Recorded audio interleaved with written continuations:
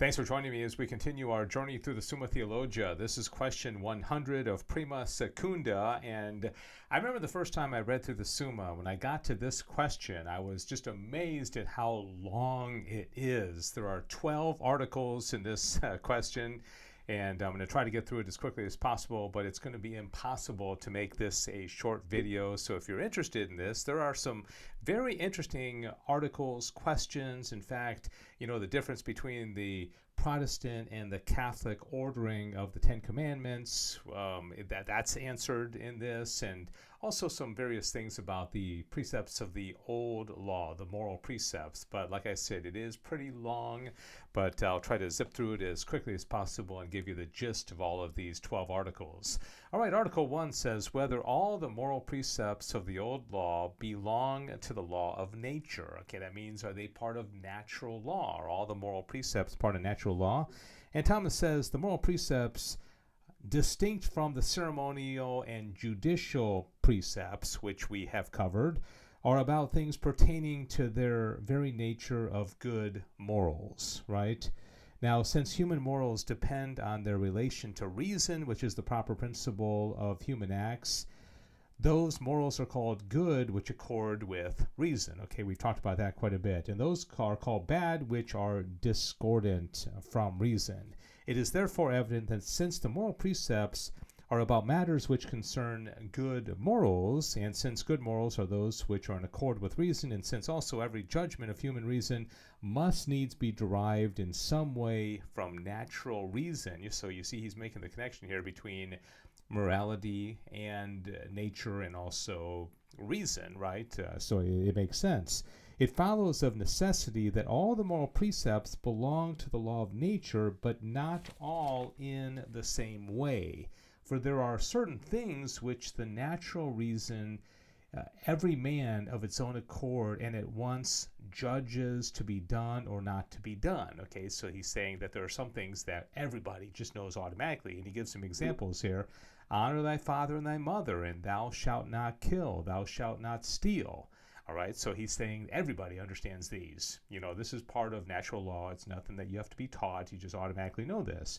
And these belong the law of nature absolutely. And there are certain things which, after a more careful consideration, wise men deem obligatory. Such belong to the law of nature, yet so that they need to be inculcated, the wiser teaching the less wise. Okay, so these are not quite as obvious, but the wise person can teach the less wise person, and that person would understand them pretty quickly. He gives some examples here. Rise up before the hoary head and honor the person of the aged man. Okay, so honor our elders. Okay, that's not quite of the same level as those other ones, but once it's taught, it should be understood. And the like. And there are some things to judge of which human reason needs divine instruction, whereby we are taught about the things of God. For example, thou shalt not make to thyself a graven thing, nor the likeness of anything, and thou shalt not take the name of the Lord thy God in vain. All right, so that's pretty understandable. He's saying that there are levels. Some of them are very obvious. Some of them only the wise man kind of knows naturally, but he can teach, and then some we have to be taught through divine precept. Article 2, whether the moral precepts of the law are about all the acts of virtue. Okay, are all the acts of virtue contained in the moral precepts of the old law? He says human law is ordained for one kind of community and the divine law for another kind. Okay, so now he's making a distinction between human law and divine law. Okay, what we do down here below, and also what is more of a divine nature that we need to be taught by God, right? Because human law is ordained to the civil community, implying mutual duties of man and his fellows, and men are ordained to one another by outward acts, whereby men live in communion with one another. This life in common of man with man pertains to justice, whose proper function consists in directing the human community. Wherefore, human law makes precepts only about acts of justice, and it commands acts of other virtues. This is only insofar as they assume the nature of justice, as the philosopher Aristotle states. But the community for which the divine law is ordained is that of men in relation to God. either in this life or in the life to come. And therefore, the divine law proposes precepts about all those matters whereby men are well ordained in their relationship to God. Now, man is united to God by his reason or mind, in which is God's image. Wherefore, the divine law proposes precepts about all those matters whereby human reason is well ordered. But this is affected by the acts of all the virtues, since the intellectual virtues set in good order the acts of the reason in themselves, while the moral virtues set in good order the acts of the reason in reference to the interior passions and exterior actions. All right, so he's basically saying, yeah, in one way, they're all pretty much covered between the intellectual virtues, the moral virtues, justice, down here below, and then also the divine law. One way or the other, they're pretty much covered. Article 3, whether all the moral precepts of the old law are reducible to the 10 precepts of the Decalogue. Okay, now he's talking about the 10 commandments. Are all of the moral precepts of the old law basically contained in these 10 commandments? He says the precepts of the Decalogue differ from the other precepts of the law in the fact that God himself is said to have given the precepts of the Decalogue, whereas he gave the other precepts to the people through Moses. Wherefore, the Decalogue includes those precepts, the knowledge of which man has immediately from God. Such are those which, with but slight reflection, can be gathered at once from the general principles, and those also which become known to man immediately through divine infused faith. Consequently, two kinds of precepts are not reckoned among the precepts of the Decalogue, that is, the first general principles, for they need no further promulgation after being once imprinted on the natural reason to which they are self-evident, as for instance that one should not do evil to no man. The other similar principles, and again those which the careful reflection of wise men show to be in accord with reason. So he's saying, I think, there are some very, very basic general principles of the natural law that didn't really need to be taught in the 10 Commandments because they're so obvious, right?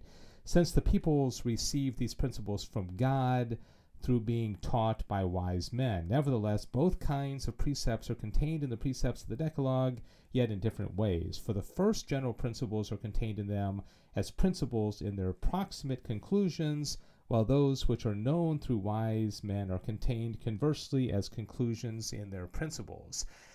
So I think in the end, this last couple of sentences here, he's saying, yeah, in a way, they're all pretty much included, but there's a little bit of wiggle room. But I think if you understand the 10 Commandments, most of the, if not all of the other precepts are included in them in one way, if not explicitly, then implicitly, perhaps. All right, Article 4, whether the precepts of the Decalogue are suitably distinguished from one another. And he says the precepts of the Decalogue are differently divided by different authorities. Now, this is interesting because, as I mentioned at the very beginning, the Catholics and the Protestants have a different ordering of the 10 Commandments, and sometimes it gets a little confusing. Like we have honor thy father and thy mother as the fourth, and the Protestants have it as the fifth. We have don't covet thy neighbor's wife and thy neighbor's goods as two different commandments, whereas they have it as one. So how did this come about? Well, this article kind of explains it, okay? He talks about somebody named Hesychius. Okay, I never heard of this guy. Hesychius distinguishes 4 precepts pertaining to God, the first being, I am the Lord thy God. The second, thou shalt not have strange gods before me. Thus also Jerome distinguishes these 2 precepts in his commentary on Hosea. Okay, so I think we put that as 1, but this guy put it as 2. The third precept, according to him, thou shalt make not to thyself any graven image. Okay. The fourth, thou shalt not take the name of the Lord God in vain. He states that there are 6 precepts pertaining to our neighbor. The first, honor thy father and thy mother. The second, thou shalt not kill. The third, thou shalt not commit adultery. The fourth, thou shalt not steal. The fifth, thou shalt not bear false witness. The sixth, thou shalt not covet. But in the first place, it seems unbecoming for the precept of Sabbath day observance to be put among the precepts of the Decalogue.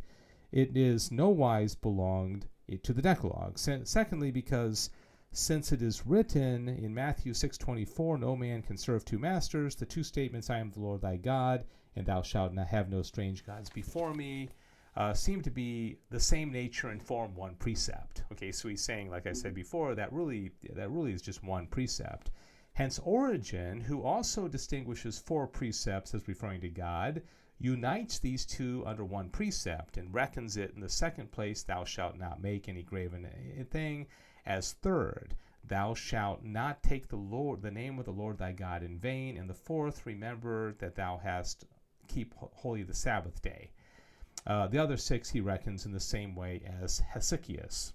Now, in this last paragraph, Aquinas comes up with the way that we now, list them, with honor thy father and thy mother being fourth, and those ones pertaining to God being just three and not four.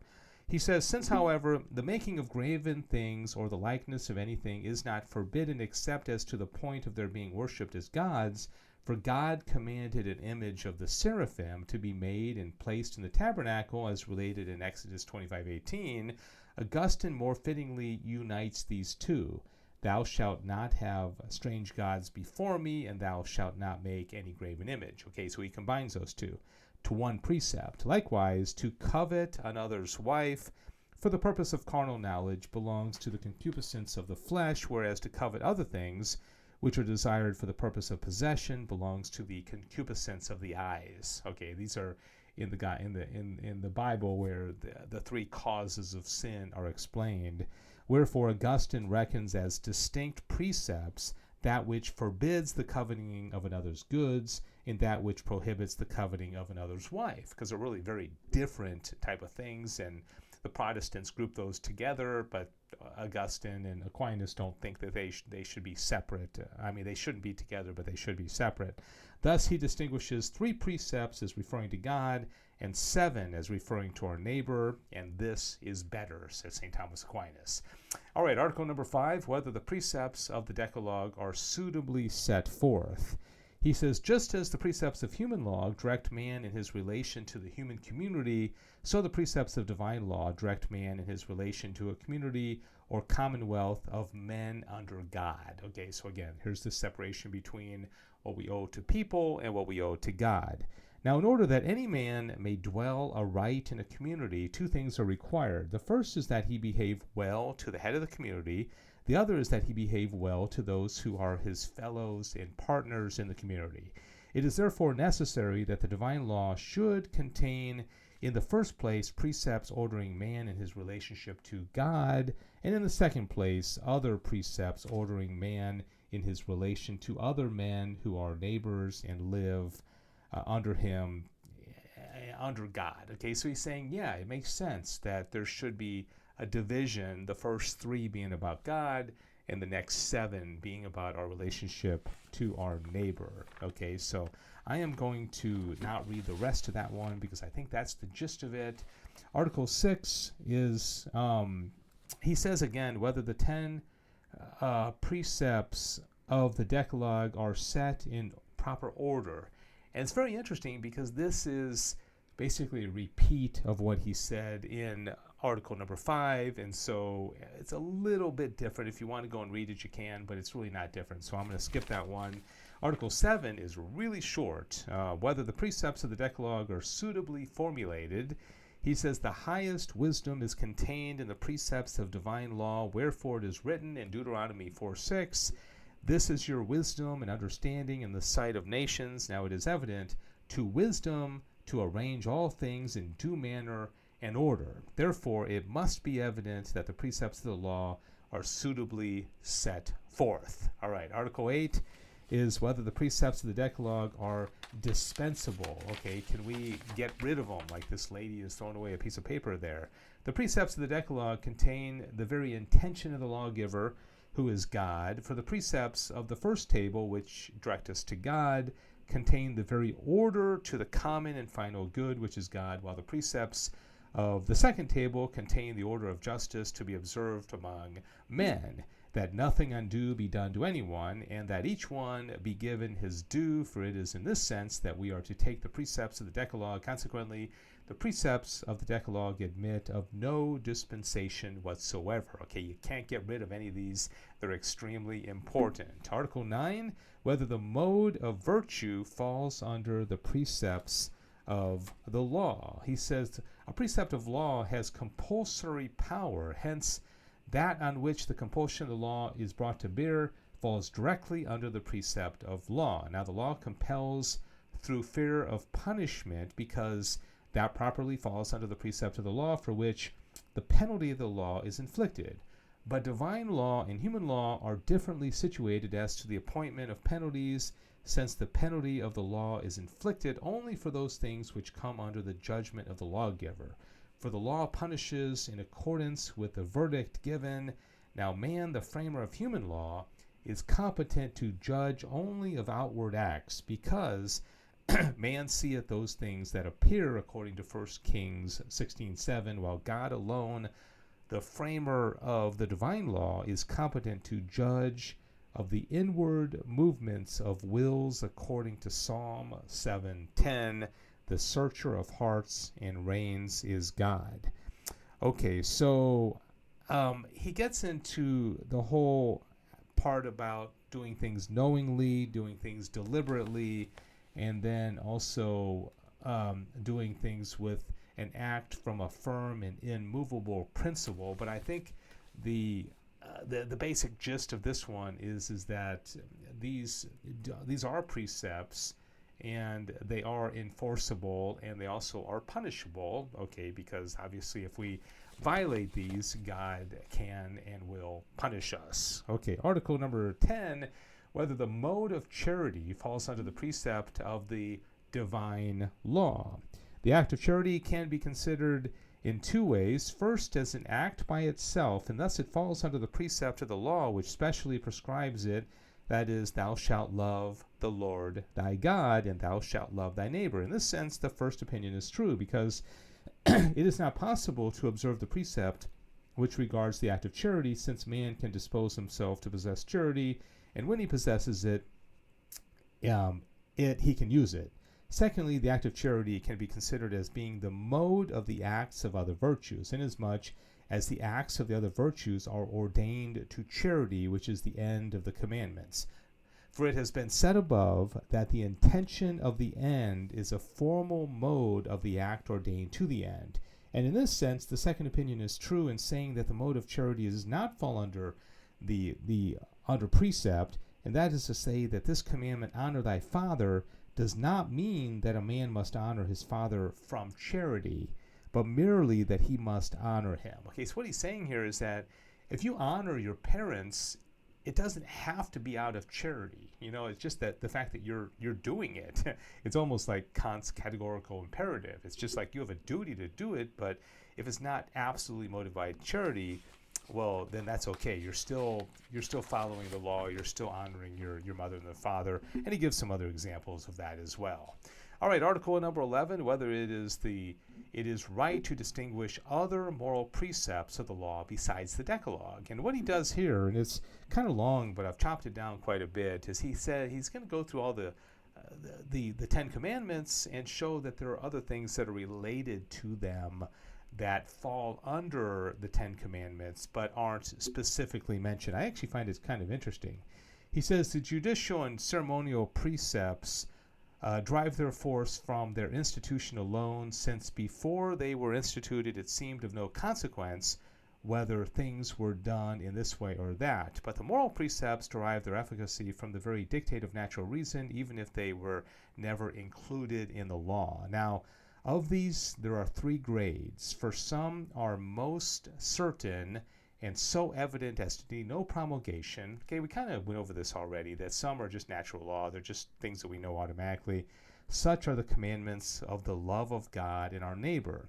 And others are like these, which are, as it were, the ends of the commandments, wherefore no man can have an erroneous judgment about them. Some precepts are more detailed, the reason of which even an uneducated man can easily grasp, and yet they need to be promulgated because human judgment in a few instances happens to be led astray concerning them. All right, so sometimes we have to be taught these. Sometimes there has to be some instruction because we may not know it otherwise. All right, so since the things that are evident are the principles whereby we know those that are not evident, these other moral precepts added to the Decalogue are reducible to the precepts of the Decalogue, as are other corollaries. Thus, the first commandment of the Decalogue forbids the worship of strange gods, and to this are added other precepts forbidding things related to the worship of idols. The second commandment forbids perjury. To this is added the prohibition of blasphemy and the prohibition of false doctrine. The third commandment are added all the ceremonial precepts. To the fourth commandment prescribing the honor due to parents is added the precept about honoring the aged. To the fifth commandment, which forbids murder, is added the prohibition of hatred of any kind of violence inflicted upon our neighbor, and likewise the prohibition against hating one's brother. To the sixth commandment, which forbids adultery, is added the prohibition about whoredom or prostitution, and the prohibition against unnatural sins. To the seventh commandment, which prohibits theft, is added the prohibition of usury, and the prohibition against fraud, and universally all prohibitions related to peculations and larceny. To the eighth commandment, forbidding false testimony, is added prohibition against false judgment, and the prohibition against lying, and the prohibition against detraction. To the other two commandments, no further precepts are added, because thereby they are forbidden all kinds of evil desires. So this is kind of like when you do an examination of conscience, and you go through the 10 commandments, and even though if you haven't killed somebody and you haven't committed adultery, it doesn't mean you haven't done something related to one of those commandments, and I think that's what he's getting at here. All right, finally, Article 12, whether the moral precepts of the old law justified man.